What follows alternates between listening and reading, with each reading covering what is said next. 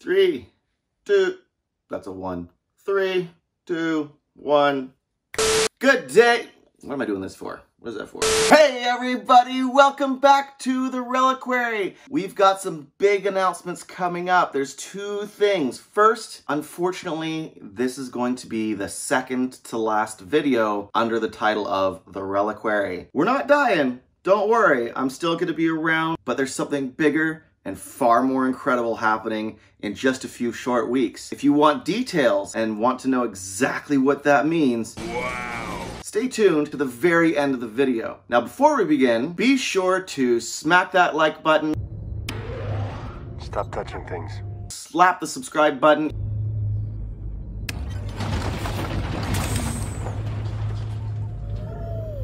Once you've done that, we're gonna get straight to the unboxing.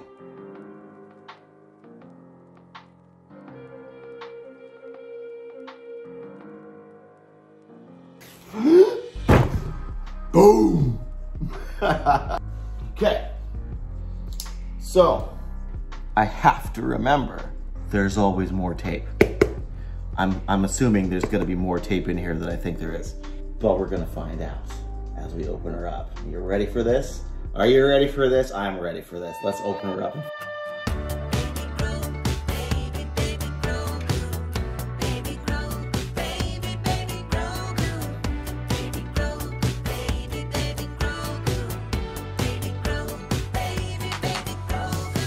My first official Sideshow collectible purchase.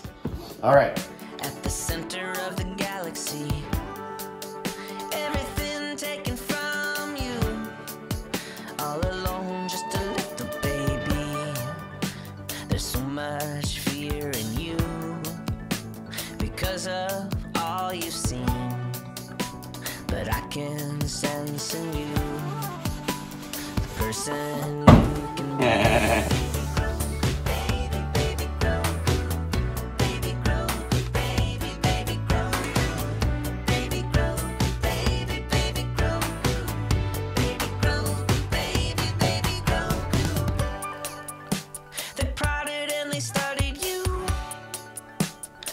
The lab right to them. You learned to hide the truth. You grew fearful and so sullen. And I will bring you home if it's the last thing that I do. I want you to be free, to be the real you. Baby Grogu, baby, baby Grogu, baby Grogu, baby.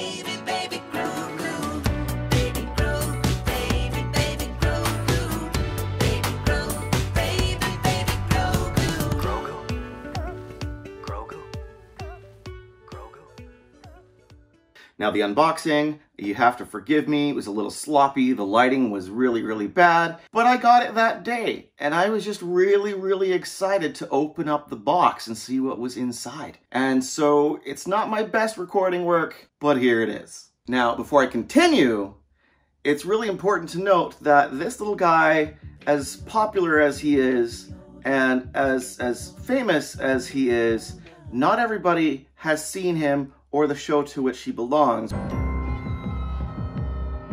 Kind of a Western set within the world, galaxy, universe, galaxy, of Star Wars. Spoiler alert, if you have not had the opportunity to see The Mandalorian, now streaming on Disney+, I highly recommend you check it out, especially if you're like me and you're a diehard Star Wars fan. The Mandalorian is probably one of the best things to come out in the Star Wars universe since Star Wars.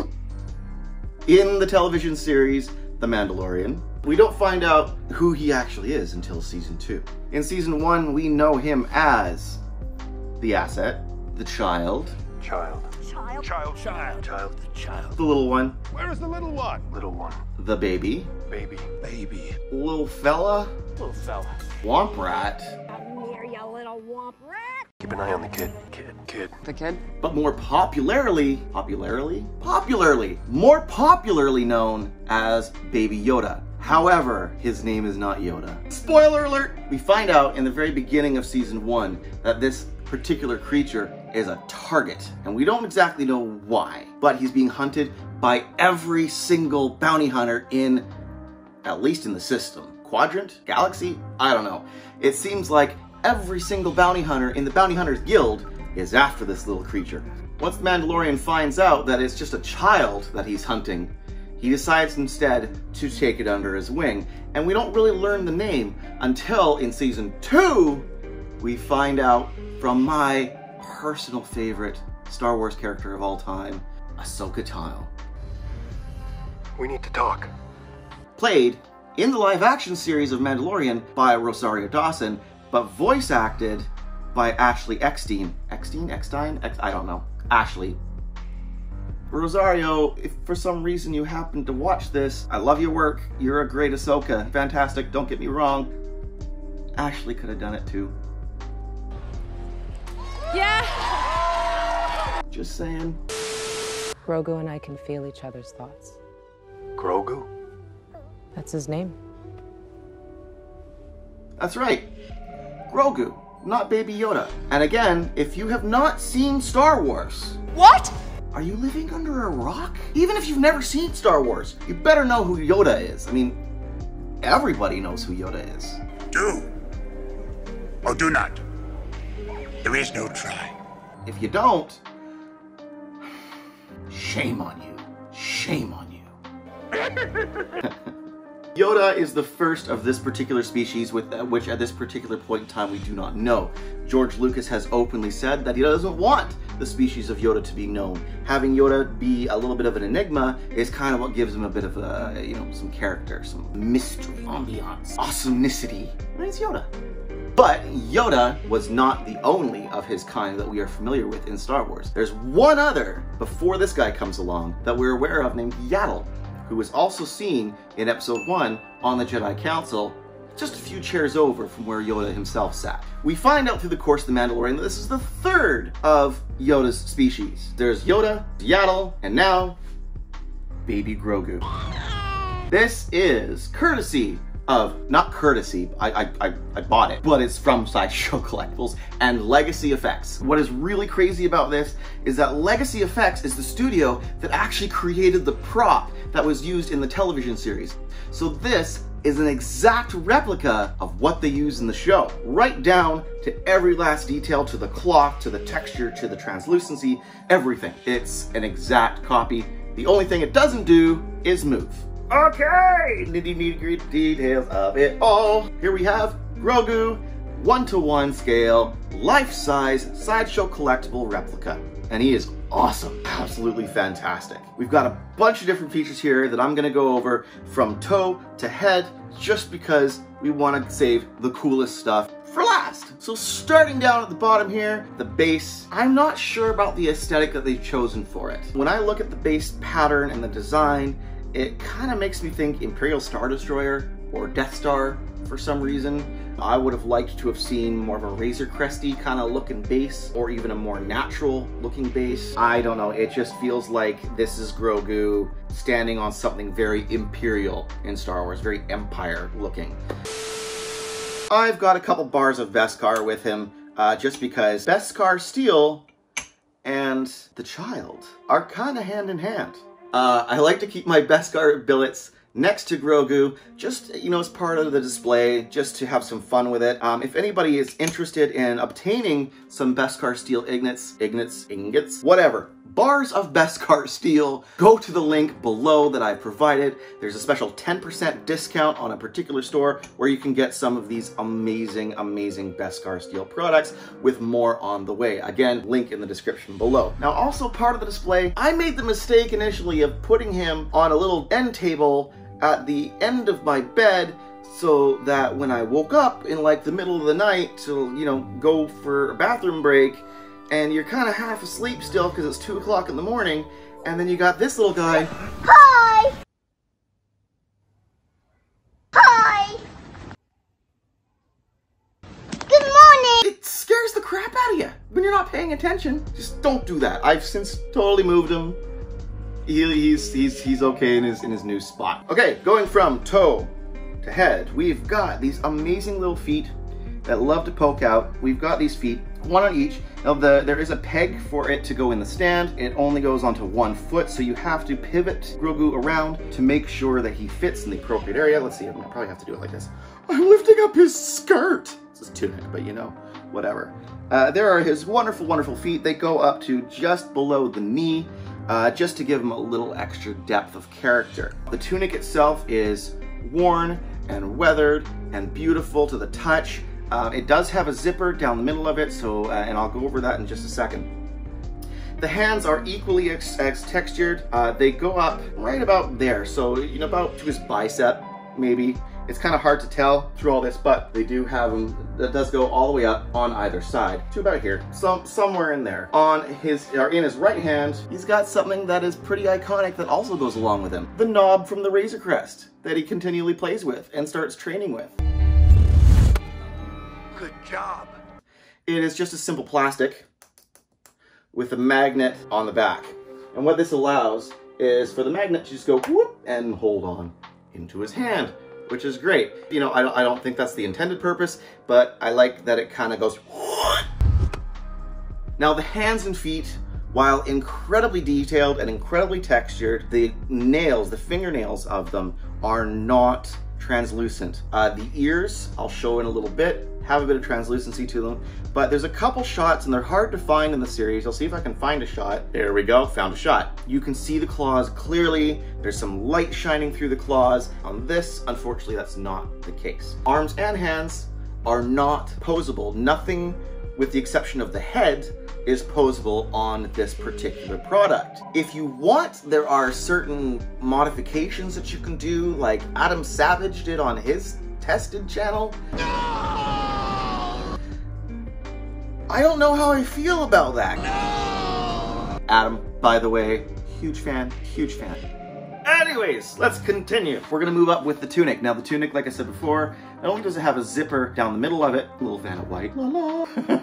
So there is a zipper that is contained under the flap of the tunic with a wonderful little magnetic clasp that opens it up and allows you to unzip. I'm not going to do it right now because it's a pain in the butt to zip it back up. I would assume it's meant not only for possible modifications, repairs, cleaning, whatever reason you would need to take his tunic off and strip him. The collar itself has a wire within it so that you can shape it and twist it however you see fit. I don't really mess with it. I mean, maybe I'll just kind of poof it up and just make sure it looks a little more puffy around the neck, but it is there for you should you so choose to mess with it. Up top in the head area, we have the most incredible detail.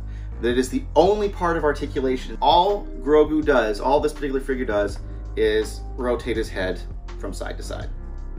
What? The ears are awesome. You can see my light shining from behind the ears. It's really cool when you get him outside to do some photography and you see the sunlight shining through his ears. It is awesome. Now, between the sideshow version and the live action version used in the show, there are 3 major differences between his ears and this guy's ears. Number 1, this guy's ears are not as translucent as the one in the show. They still are translucent, just not as much. Second, the ears are a little greener on this than they are in the show. Third thing is how floppy those ears are. If you look in the series, the ears are super floppy, but the ears on this little guy right here, yeah, they got a little wiggle to them. Just a little bit of flex, but not enough to go flippity floppity in the breeze. Now we're getting into the really fun stuff. The fine details within this little statuette are phenomenal. There is everything on here, from the wrinkles along his head to the fine hairs that are individually punched into the head, right down to the pores on his skin. The dude's got pores. It's freaking cool. The eyes are breathtaking. The amount of detail that's in there, they're not done in the old school way where you just take a piece of glass and you paint over top of it. What this looks like they've done is they've created multiple layers and then acrylic and glass or whatever, but you can actually see within it the texture of the cornea, the iris, and it is just incredible because there's so much depth to it. His nostrils are given a little bit of a pink undertone into them to make them look like, you know, they're inside. His mouth has got a little bit of red in there. There's literally not a single part of him that is not detailed in some way. Overall, I am incredibly thrilled with this thing. I've had it actually for about a week and a half now. Taking him outdoors, taking some great photography with him. I haven't tried putting him in the car for the high occupancy vehicle lane. Overall price, I cannot remember off the top of my head. It works out to something like $493 Canadian, plus shipping. So now begs the question, is it worth it? Is it worth the almost $600 that I paid for it? Normally I would say no. However, this is my first purchase from SIDESHOW Collectibles, and if you look at any collectible of this particular caliber, whether it be helmets, armor, statuettes, figurines, weapon replicas, lightsabers, I mean, oh my gosh, some lightsabers go for thousands of dollars. So if you have the $600 and you don't have to worry about the $600 and you don't live paycheck to paycheck like I do, it's totally worth it. Absolutely 100% worth it. The only thing I would recommend, again, is one, don't park him in a spot in your house where he's gonna spook you in the middle of the night when you're not paying attention. And two, he's a little difficult to clean because he's so detailed. I kind of want to get him behind glass because those eyes do tend to pick up a lot of dust particles, which can also get trapped in his fine hair. So cleaning, you got to be extra gentle when dusting this guy, making sure that he's nice and clean so that you don't pull out hairs and all of that other kind of stuff. So just his care and maintenance, you just got to be a little gentle with him. Overall, he's heavier than I thought he would be, which was such a pleasant surprise. I don't know why, but for some reason when I was watching Adam Savage do his unboxing video, I kind of had the impression that the statue was a lot lighter than I thought. I, for some reason, had the thought that the head was super hollow, and it's not. It is like solidly thick. They've injected it with a kind of foam. Same thing with the torso, has some sort of foam injected in there. Again, Adam Savage has a lot more details on it as he tears his apart. Why? In the end, it is the coolest thing I have ever purchased for the channel. And it's gonna be one of the last ones. So after this review, I have one video review left, and that is of the second sister of the Inquisition's helmet from Star Wars Jedi Fallen Order video game. It is in the mail. It's been coming over from Crafterfold out in Russia.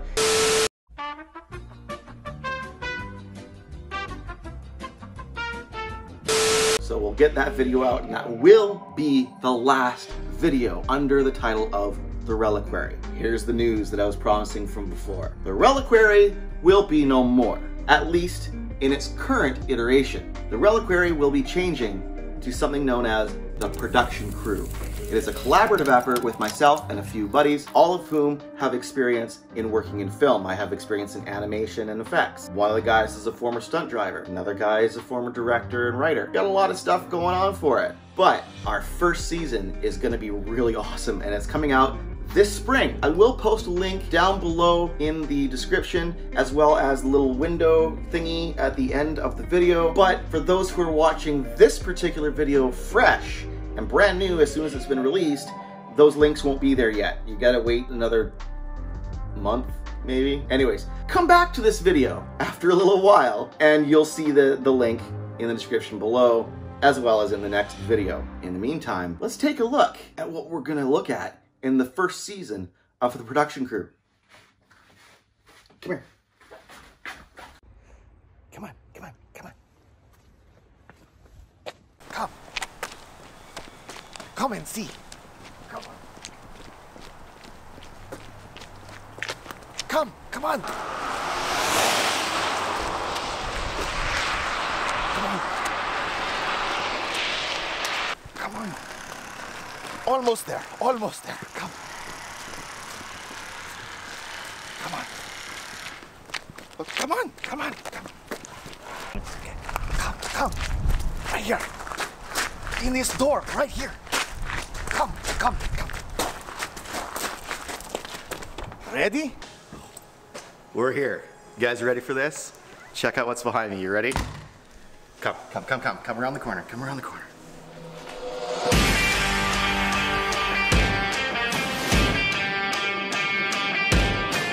Welcome to the garage of BC DeLorean and other movie cars.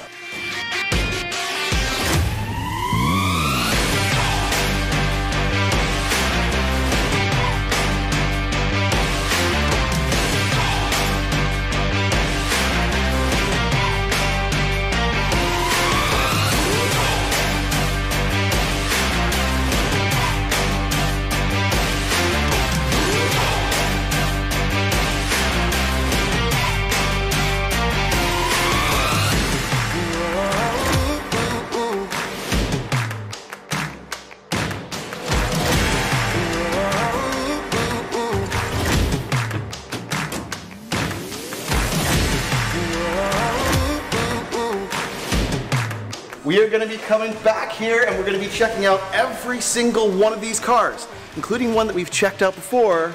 My personal favorite, the Time Machine from Back to the Future.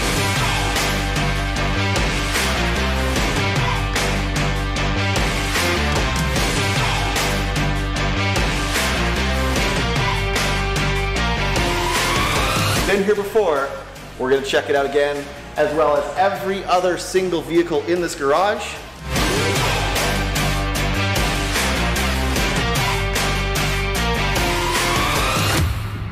And you guys are going to be some of the first to take a look at it.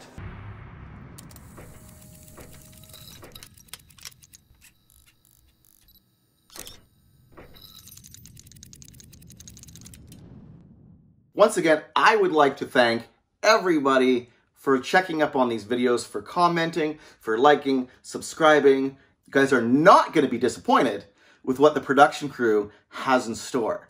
We're going to have a fun time checking out some amazing stuff and taking you guys behind the scenes and showing you what it's like to step on set as a member of the production crew. We'll see you next time.